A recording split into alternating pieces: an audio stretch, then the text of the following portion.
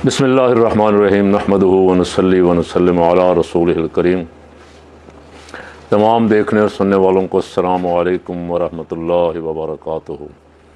हमारे सुनने वाले एक तो वैसे फायरवॉल लगाई हुई है उन्होंने, दूसरा हमारे हज़रात सब्सक्राइब करना भी भूल गए हैं लगता है।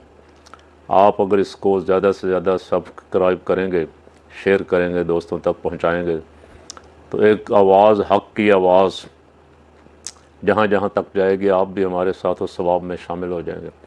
अल्लाह करीम हमें भी, आपको भी हक़ के लिए आवाज़ उठाने की, हक़ का साथ देने की, हक़ के साथ खड़े रहने की तौफ़ीक अता फ़रमाए। पाकिस्तान के बहुत सारे इलाके अभी तक सैलाब में डूबे हुए हैं और जो ख़बरें आ रही,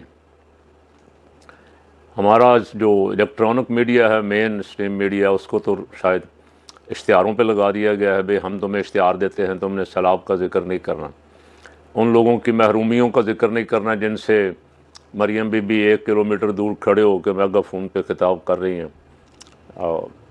हुक्मरानों के लिए कारपेट है, रेड कारपेट, और अवाम बेचारे कोई थड़ों पे बैठे हुए हैं, कोई सड़कों पे बैठे हुए हैं, जो कोई एक आधा बंद है किसी जगह दरमियान में पानी के, और उनके वहाँ बिस्तरे भी, वहाँ चारपाइयाँ भी, वहाँ अपना खाने पीने का सामान भी रख के बैठे हुए।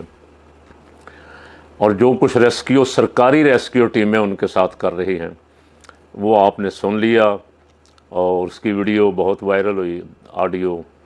मोहतरमा उनसे पूछ रही हैं, और किसी ने टेलीफोन करके उनको कहा कि ज़िंदगी और मौत की कश्मकश में हैं, जल्दी हमारी मदद को पहुँचें। अब फिर को घंटे बाद फिर किया तो उन्होंने आगे से कहा कि अभी तक, उसका मतलब मफ़हूम मैं अर्ज़ कर रहा हूँ कि अभी तक मरे नहीं हो, अभी तक 2 घंटे हो गए, तुम मौत और हयात की कश्मकश में ही हो। तलख लहजा, तुंदरू लहजा और दुरुस्त ज़ुबान, और लोगों के साथ ऐसे सलूक जैसे ये कोई गैर मुल्की है। माज़अल्लाह, पाकिस्तानी हैं, ये वक्त अच्छा बुरा वक्त सब पे आता है, और इस वक्त अपने भाई की मदद ना करना या उसका मजाक उड़ाना, या जो आपके पास इख्तियारात हैं उनका नाजायज़ इस्तेमाल करना, आपसे तो हज़ार दर्जा वो प्राइवेट सोसाइटियाँ, प्राइवेट टीमें बेहतर हैं जो उनकी मदद कर रही हैं, जिसमें मरकज़ी मुस्लिम लीग का नाम सुना है, सर फहरिस्त आ रहा है, मैंने तो सुना ही है। अपने तहरीक लब्बैक पाकिस्तान, जमात दावा, और अपने खिदमत खल्क़ या खिदमत इस्लामी, और बहुत सारी टीमें बाहर से प्राइवेट लोग अपने तौर पे बेचारे जिस तरह भी हो सकता है मदद पहुंचा रहे हैं, कश्तियां लेके उनको निकाल रहे हैं। और वो सैलाब जो है वो चला गया है, अब सिंध की तरफ जा रहा है बड़ी तेज़ी से, और सिंध के हुक्मरान 2 जहाज़ लेके चाइना पहुंच गए हैं 10 दिन के दौरे पे। इधर मियाँ साहब खामोशी के साथ, अब वरना शोर पड़ जाता है जाने से पहले उनके, और ये ख़बरें आना शुरू हो जाती हैं कि उनको इजाज़त नहीं मिली, इजाज़त नहीं मिल रही, उनको बोलने की इजाज़त नहीं है, उनको प्रेस टॉक करने की इजाज़त नहीं है, उनको अपनी साहबजादी से मिलने के लिए भी इजाज़त लेनी पड़ती है, अपने चाचू से, अपने भाई साहब से, साहबजादी के चचा से मिलने के लिए भी इजाज़त लेनी पड़ती है। ये इस दफ़ा मियाँ साहब ने फिर छिक्का मारा, मियाँ साहब खामोशी के साथ चुप करके निकल गए हैं, और बाद में ख़बरें आई हैं कि मियाँ साहब रवाना हो गए हैं।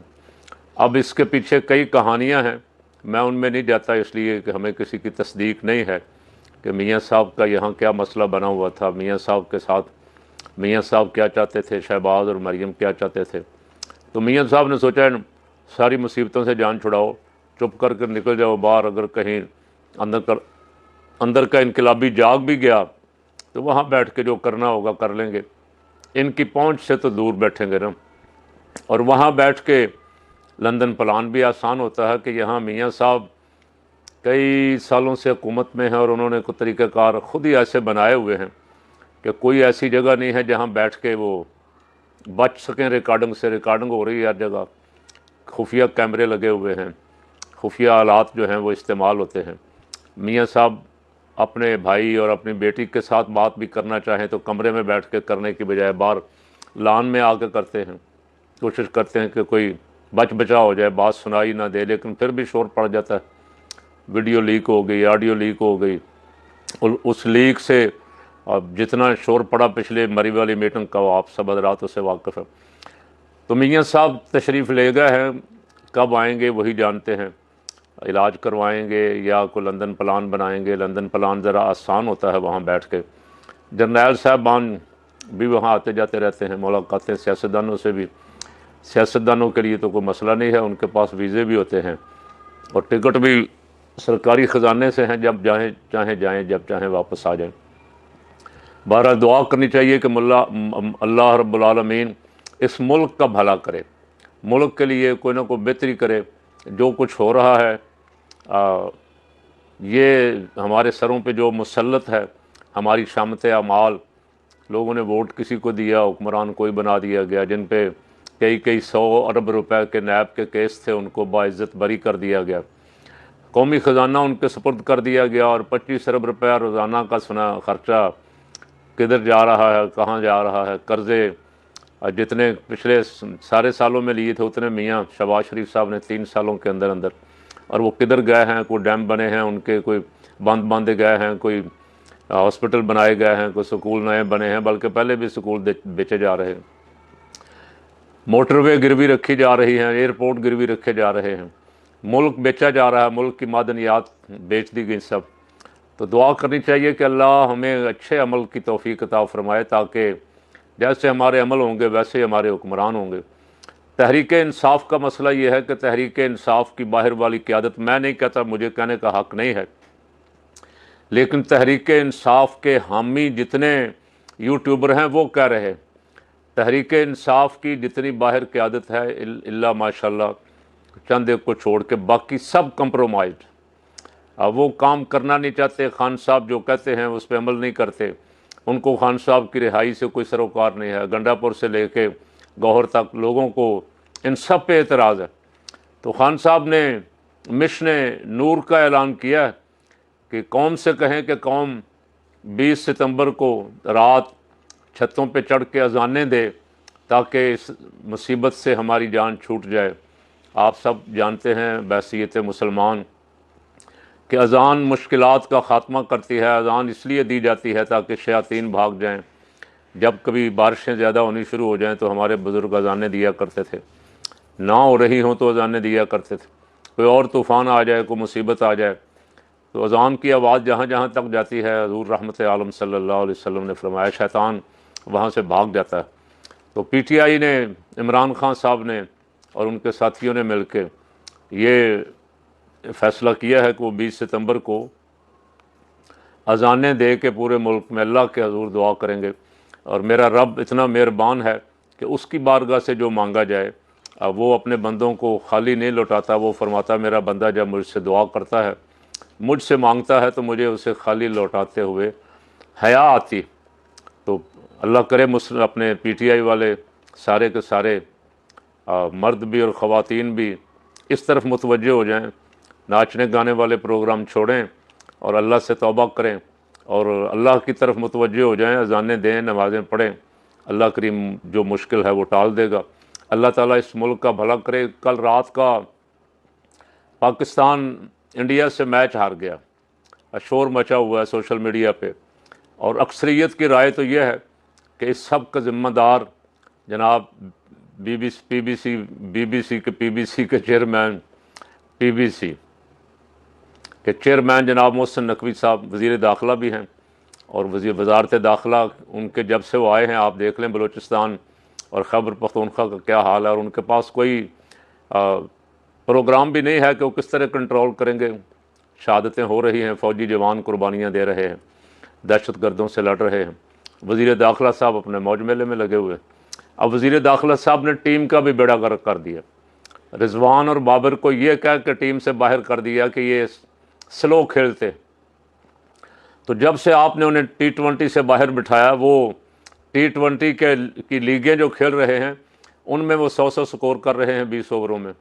और आपने जो उनके बाद हिटर खिलाए हैं, अब वो पहले दूसरे ओवर में फ़र्क हो जाते हैं सारे। और कोई एक मैच मुझे दिखा दें कि उन दोनों के बाहर जाने के बाद आपने 200 स्कोर किया हो। बनाए तो इसलिए, बिठाए तो इसीलिए थे बाहर, आपने वो स्लो खेलते हैं। और बाकी जो हैं वो तेज़ हैं, और तेज़ जब आएंगे तो पता नहीं क्या तबाही मचा देंगे। और तेज़ रात 100 से नीचे नीचे आउट हो रहे थे, तो भला हो शाहीन अफरीदी का, तो 33 स्कोर मार गया, 3-4 छिक्के मार गया आखिरी ओवरों में। अब अगर ना हम 100 पे भी नहीं पहुंच रहे थे, और 100 पे भी आप ना पहुँचें, 2020 में 100 भी स्कोर ना करें और इंडिया जैसी टीम सामने हो, इंडिया को तो आप 200 का टारगेट दे के भी महफूज नहीं है। उनकी बैटिंग लाइन बहुत अच्छी है, स्ट्रॉन्ग है, और 7वें 8वें तक उनकी बैटिंग लाइन है।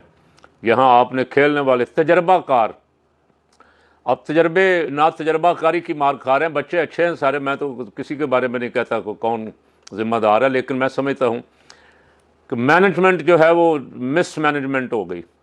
ऐसे ऐसे सिफारशी बिठाए गए हैं बोर्ड में जिनको क्रिकेट की अलफ बे का भी पता नहीं है, और वो फैसले कर रहे हैं। बॉलिंग लाइन का भी सत्यानाश कर दिया। राहत हमारी बॉलिंग लाइन जो इंडिया के सामने खेल रही थी, वो दूसरे नंबर की भी तीसरे नंबर की भी नहीं लग रही थी। ऐसे गली मोहल्ले के बॉलर लग रहे थे।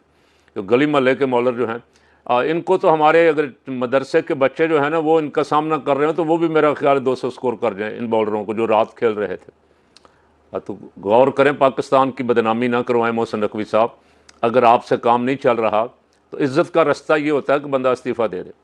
बहुत सारी जगहों पे हम मुतालबा करते हैं कि भाई आपसे काम नहीं चल रहा, आप मुस्तफ़ी हो जाएं। तो आपसे ना तो वजारत दाखिला चल रही है, ना क्रिकेट बोर्ड की चेयरमैनी चल रही है।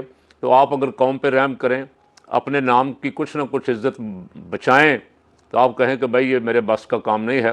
क्रिकेट को क्रिकेट समझने वाला जो है उसके सुपुर्द करनी चाहिए। और टीम आपके पास लड़के तो अल्हम्दुलिल्लाह लाइनें लगी हुई हैं जिनका नंबर नहीं लग रहा, और तजर्बाकार लड़के भी आपने बाहर बिठा दिए सारे जो खेल रहे हैं अभी अच्छे भले हैं।